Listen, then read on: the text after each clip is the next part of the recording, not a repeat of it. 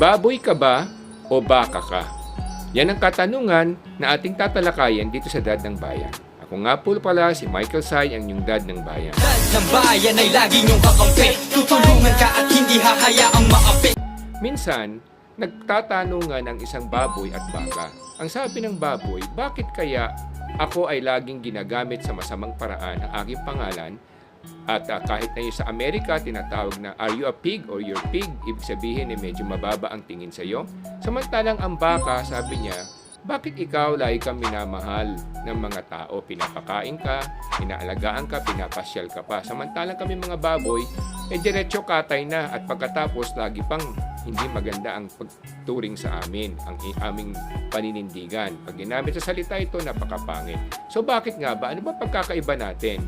Ang sagot ng baka sa baboy, kasi ang baka ako habang buhay, napapakinabangan ng mga tao. Ginagatasan nila ako habang ako'y buhay at pag ako'y namatay, ganun din katulad mo na ipapamigay ang aking mga katawan at karne. Samantalang ikaw, sabi niya, habang ikaw ay baboy, habang nabubuhay ka, wala kang pakinabang, kinakailangan hintayin kang makatay o mamatay bago ka magkaroon ng pakinabang.